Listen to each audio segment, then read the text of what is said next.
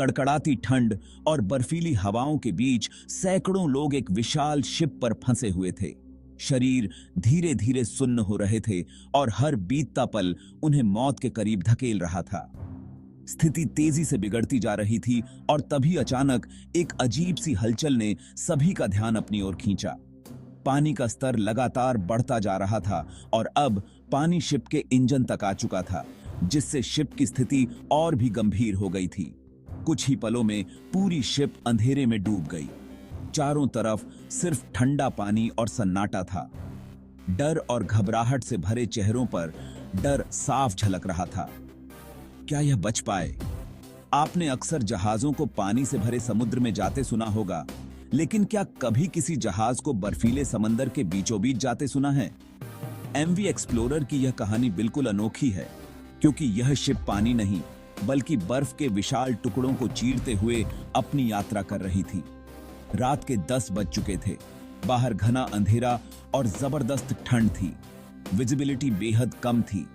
अधिकतर यात्री अपने अपने केबिन में गहरी नींद में थे, जबकि कुछ लोग जहाज के अंदर आराम से बैठे थे। तभी अचानक एक भयानक आवाज ने पूरे जहाज को झकझोर कर रख दिया। एक जोरदार झटका लगा और शिप वहीं रुक गई। कैप्टन, जो पहले भी इसी रास्ते से कई बार गुजरा था, शांत रहा। उसे शिप की ताकत और अपनी क्षमता पर पूरा भरोसा था।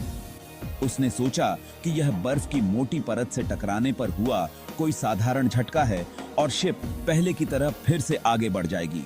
यह शिप ऐसी कई बर्फीली चुनौतियों का सामना कर चुकी थी, लेकिन इस बार हालात कुछ अलग थे। कैप्टन इस बात से अनजान था कि शिप के बॉटम में एक बड़ा छेद हो चुका है। अब माहौल और भी खतरनाक हो चुका था। पानी तेजी से शिप में भर रहा था और कैप्टन को इसका अंदाजा तक नहीं था।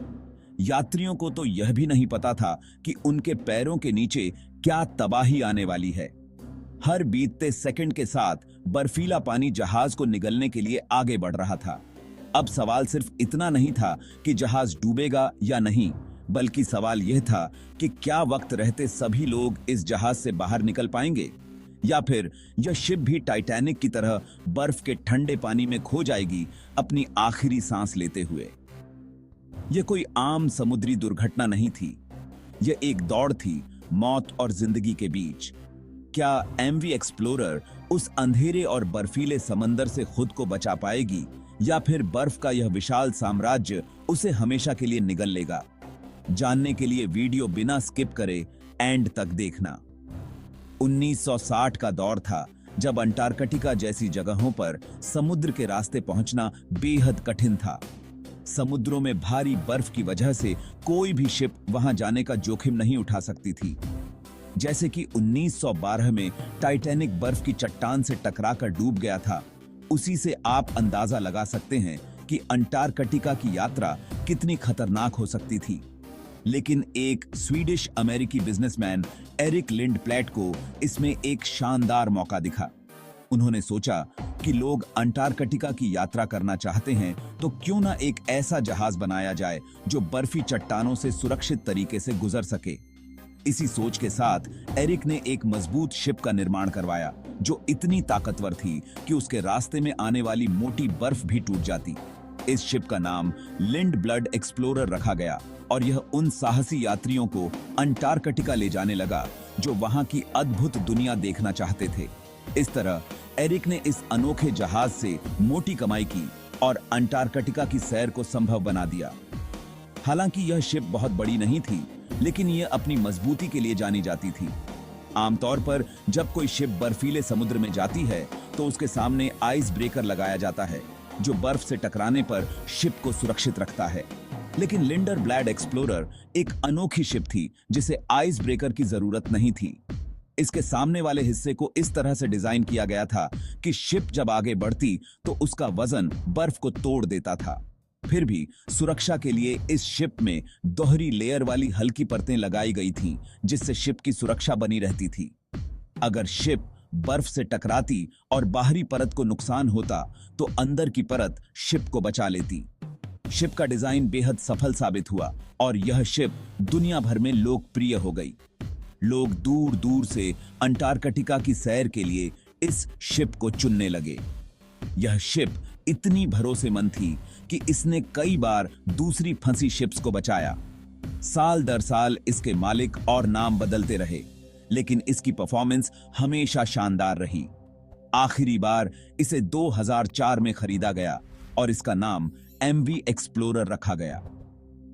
11 नवंबर 2007 को यह शिप एक बार फिर से अंटार्कटिका की ओर रवाना हुई। यह 19 दिनों का सफर होने वाला था और जो लोग अंटार्कटिका देखने का सपना लेकर इस जहाज में सवार थे, उन्हें बिल्कुल अंदाजा नहीं था कि आगे क्या होने वाला है। सभी लोग अंटार्कटिका की यात्रा को लेकर काफी उत्साहित थे और उन्हें इस जहाज की ताकत पर पूरा भरोसा था। इस जहाज के कप्तान बैकर्ड वाइमन थे, जो पहले भी कई बार इस बर्फीले रास्ते से गुजर चुके थे। जहाज की मजबूती और कप्तान का अनुभव दोनों की वजह से यात्री खुद को सुरक्षित महसूस कर रहे थे। आधे रास्ते तक सब कुछ ठीक चलता है, लेकिन फिर कप्तान ने शिप को एक नए रास्ते पर मोड़ दिया। उन्हें लगा कि इस रूट से कम बर्फ मिलेगी और वे जल्दी अपनी मंजिल तक पहुंच जाएंगे, लेकिन उन्हें नहीं पता था कि यह रास्ता उन्हें मुश्किलों की ओर ले जा रहा है। सफर के शुरुआती 10 दिन तो आराम से गुजरते हैं, लेकिन फिर आती है 22 नवंबर की रात। इस रात शिप को मोटी बर्फीली परतों से होकर गुजरना था। कप्तान ने यात्रियों को पहले ही बताया था कि बर्फ के टकराने की आवाजें आ सकती हैं, लेकिन इससे घबराने की जरूरत नहीं है। उन्होंने सबको आराम से सोने की सलाह दी। रात के अंधेरे में शिप धीरे धीरे बर्फ को तोड़ते हुए आगे बढ़ रही थी। चारों ओर बर्फ के टकराने की आवाजें गूंज रही थीं और यात्री बेफिक्र होकर अपने अपने केबिन में सो रहे थे। शिप पतली बर्फ की परतें पार कर चुकी थी और अब मोटी और पुरानी बर्फ से होकर गुजर रही थी। तभी अचानक एक जोर की आवाज आती है। शिप में एक तेज झटका लगता है और शिप वहीं रुक जाती है।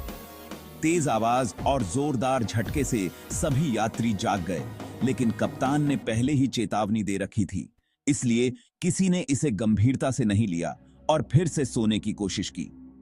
कप्तान को भी इस घटना का सही अंदाजा नहीं था और उन्होंने इसे नजरअंदाज कर शिप को आगे बढ़ाने की कोशिश की।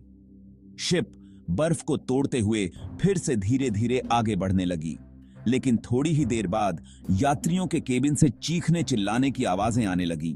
शिप के अंदर तेजी से पानी भरने लगा था। असल में शिप एक मोटी और पुरानी बर्फ की चट्टान से टकरा चुकी थी, जिससे जहाज के निचले हिस्से में एक बड़ा छेद हो गया था। शिप का डबल हल भी इस टक्कर में बेकार साबित हुआ। अब पानी बहुत तेजी से अंदर आ रहा था और यात्रियों में अफरा तफरी मच गई। सब अपनी जान बचाने के लिए इधर उधर भागने लगे। कप्तान को जब यह खबर मिली कि शिप के निचले हिस्से में बड़ा छेद हो चुका है, तो पहले उन्हें विश्वास नहीं हुआ।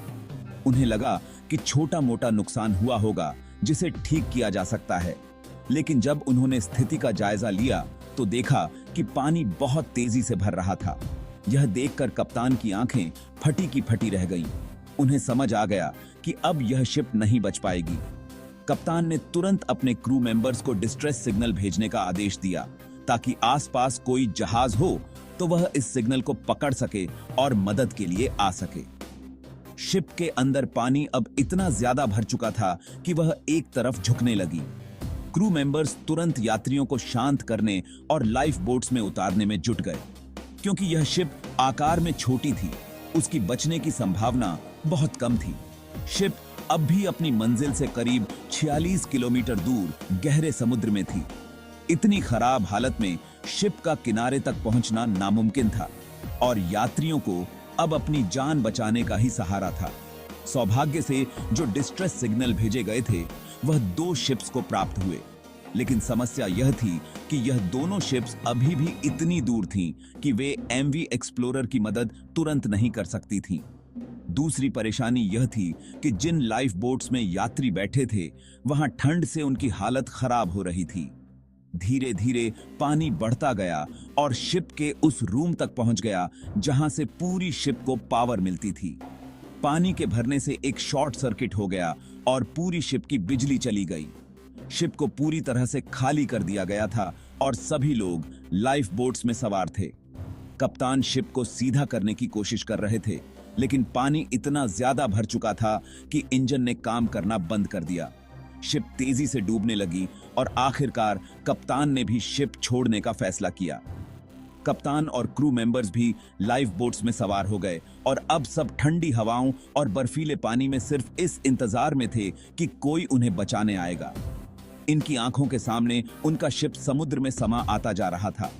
दशकों तक समुद्र पर राज करने वाली यह शिप अब उसी समुद्र की गहराइयों में जा चुकी थी। लाइफ बोट्स में सवार सभी लोग खुले आसमान के नीचे इस दर्दनाक मंजर को देख रहे थे। उन्हें इस ठंडे पानी में घंटों गुजर गए और अगली सुबह होने वाली थी। तभी उन्हें दूर समुद्र में लाइट्स दिखने लगी जो उनकी तरफ आ रही थी।